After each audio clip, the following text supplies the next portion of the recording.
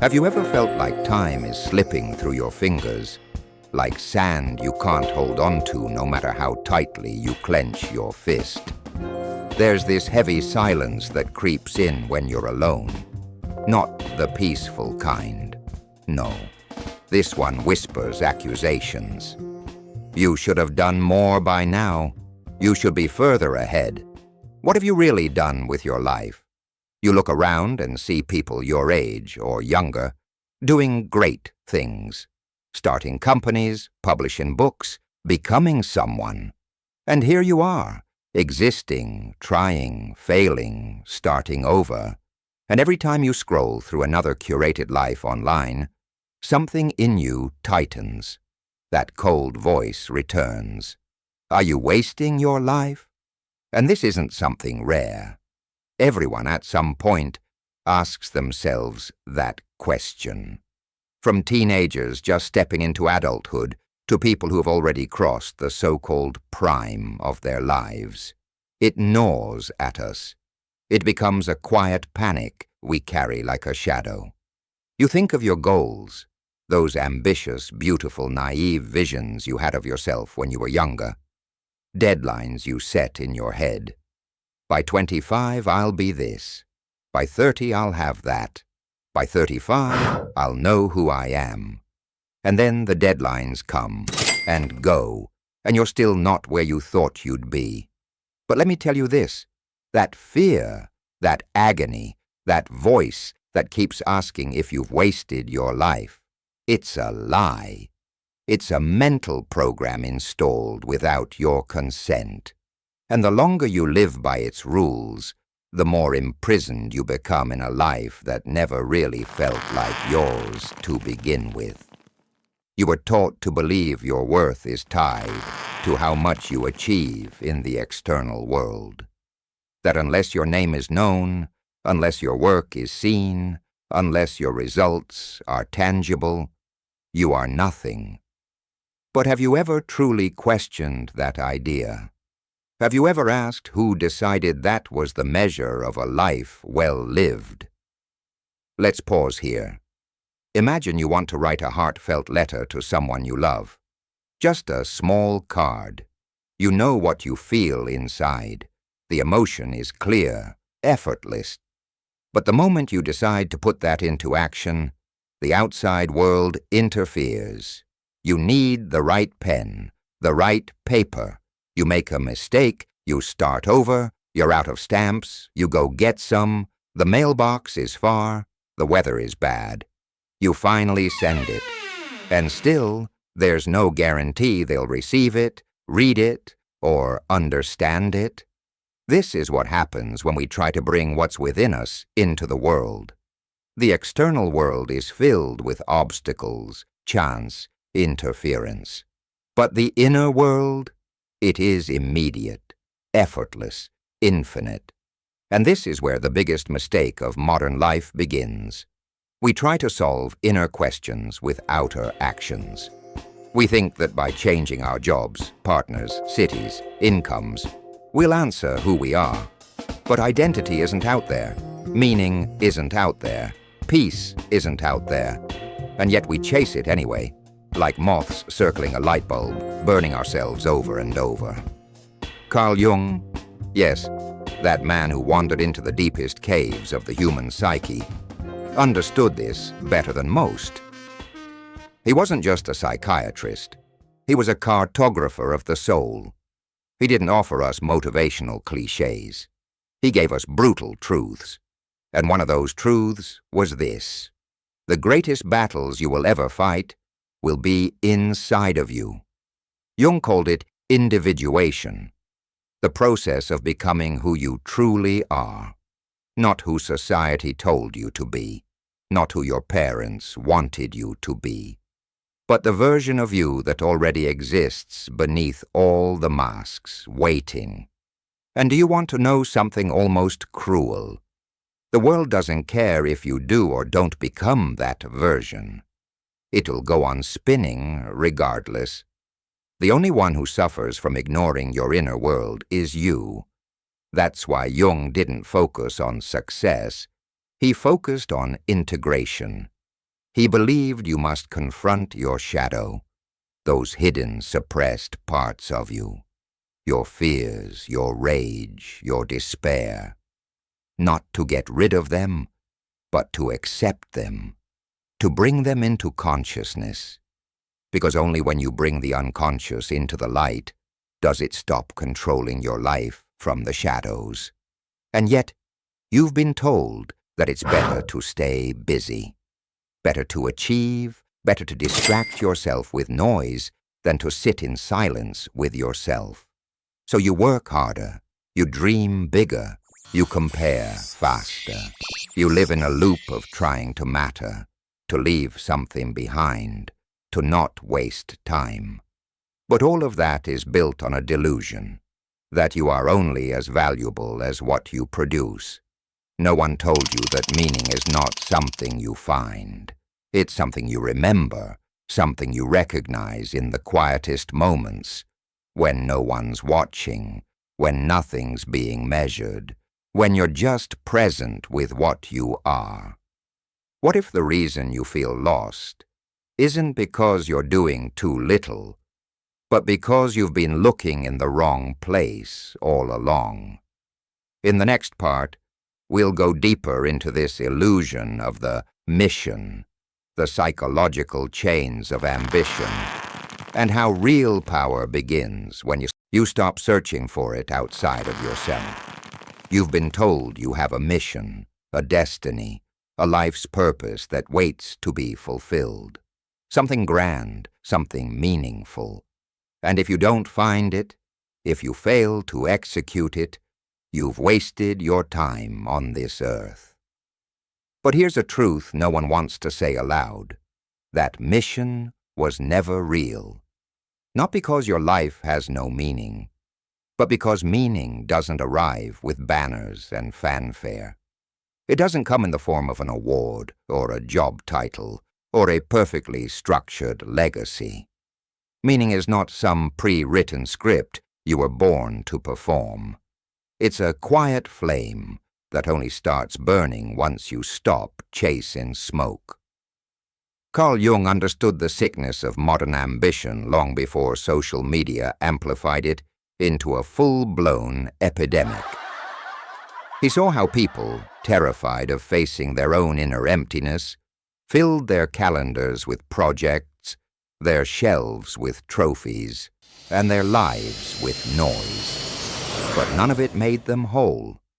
Because wholeness isn't built, it's unearthed. You keep asking what you're here to do. But let me ask you something more dangerous. What are you trying to prove, and to whom? Is it really about contributing to the world, or is it about being seen contributing? Is it about truth, or about significance? Are you trying to matter, or to escape the fear that maybe, just maybe, your life won't leave a visible mark?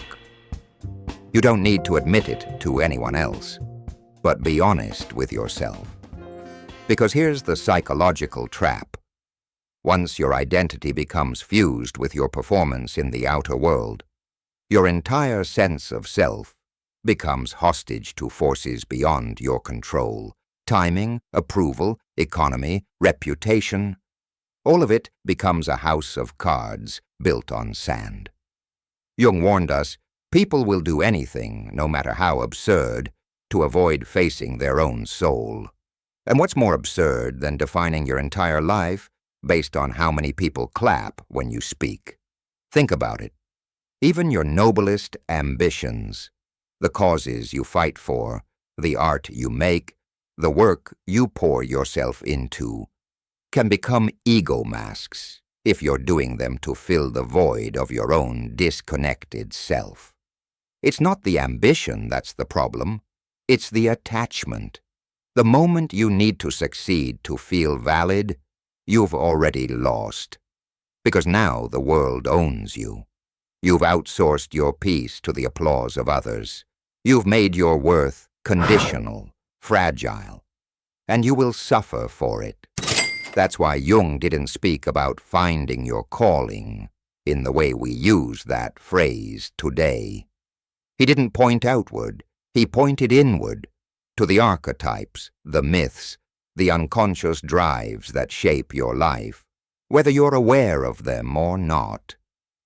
He said that the self isn't something to be fabricated, but something to be remembered, not invented, but recovered from beneath the rubble of roles, performances, personas.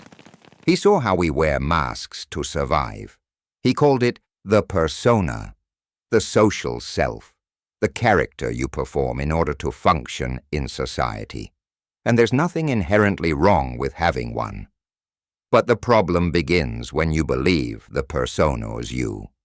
And so, you chase success, not because your soul longs for it, but because your persona needs it to stay intact.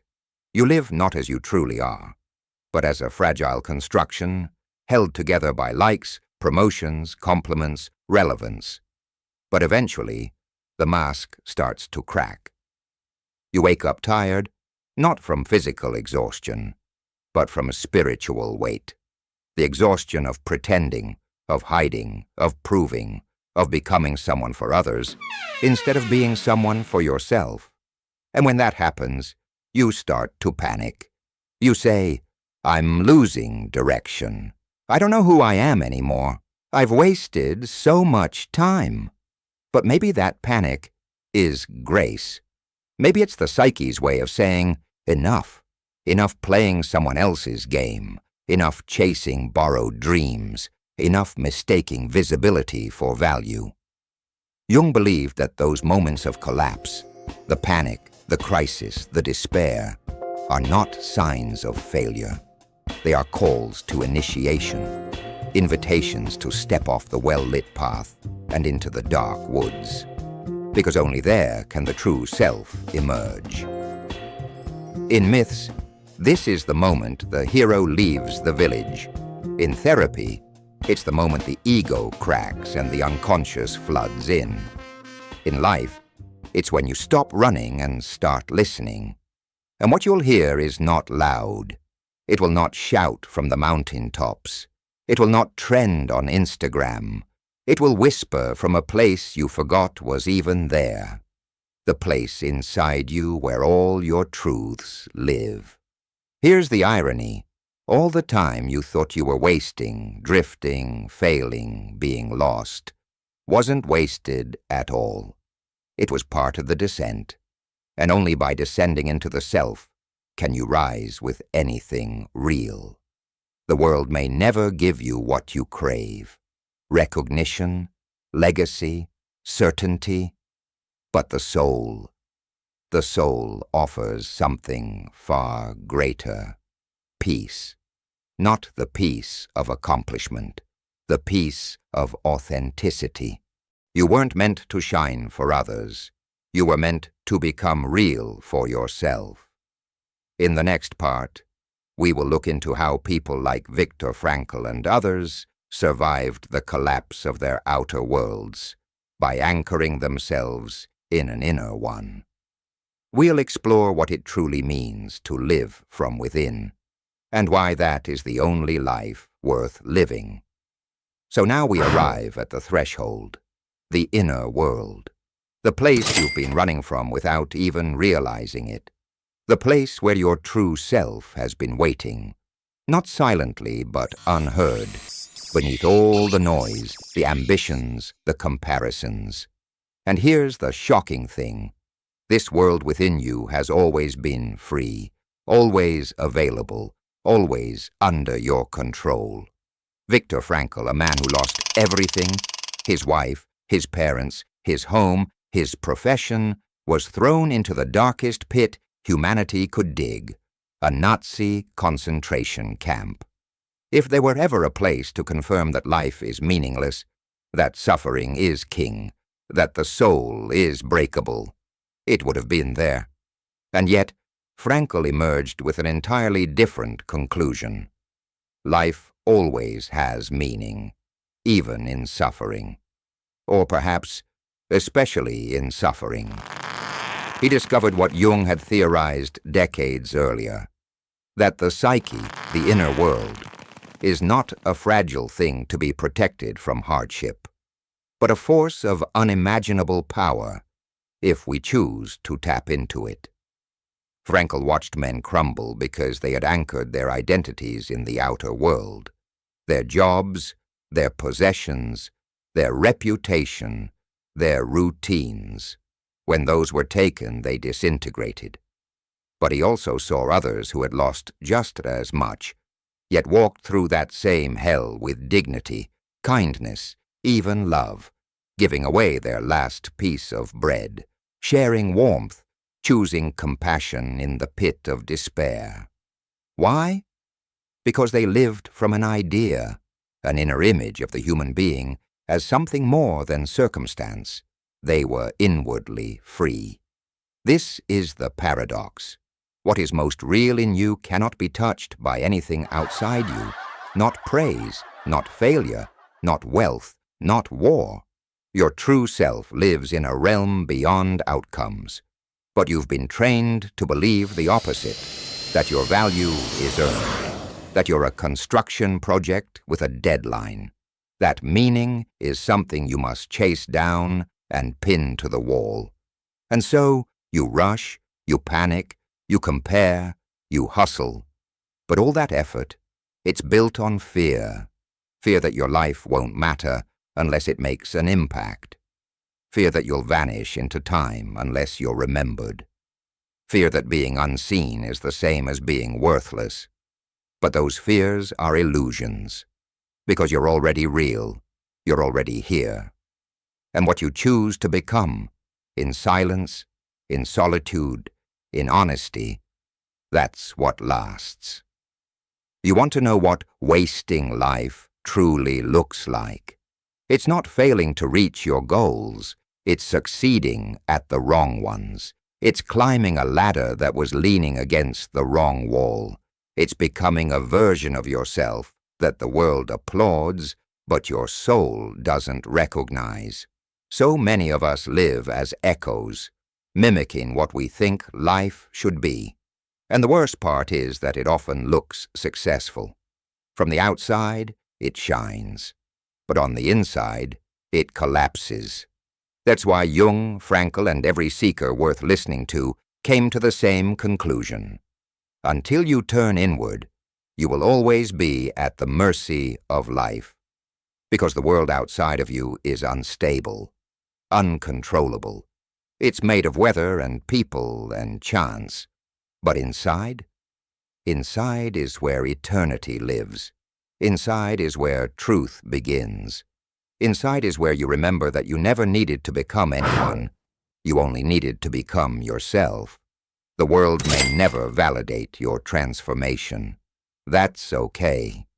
Jung said, "The privilege of a lifetime is to become who you truly are." And maybe no one will see it. Maybe you won't get awards for it. But the peace that will fill your chest when you finally stop fighting to be something and start surrendering to your being, that is a kind of success no resume can touch. So let the others run. Let them measure their days by titles and timelines. You walk another path now. You are not late. You are not lost. You are not behind. You are just being called inward, for the first time or the 100th, to meet yourself again. And in that meeting, you'll realize that everything you thought was missing was never outside of you. Because when you live from the inside, time is not wasted, pain is not wasted, silence is not wasted, nothing is wasted. So now you understand, your worth was never tied to your results. You were not born to perform, to prove, to become some perfect version that earns permission to exist. You were born to be, to explore, to feel, to uncover truth. And maybe for the first time, you see it clearly. The work that really matters is not about climbing, building, or conquering. It's about descending into the self. Not to hide, but to discover the root of your freedom. Carl Jung spent his life reminding us that the soul doesn't ask for applause. It asks for authenticity. And Viktor Frankl showed that even in the pit of despair, when all is lost, meaning still burns quietly in the heart that refuses to give up on itself. So let go of the timelines, the pressure, the idea that you're running out of time. You are not behind. You are simply being asked to wake up, to let go of illusions, to stop worshiping the false gods of success, and instead listen to the whisper that's been with you since the beginning. Become who you are. That is the purpose. That is the mission. And it is never too late to begin. So stop chasing shadows. Stop begging the world to tell you who you are. Turn inward. Start now. The real journey doesn't begin when the world sees you. It begins when you finally see yourself.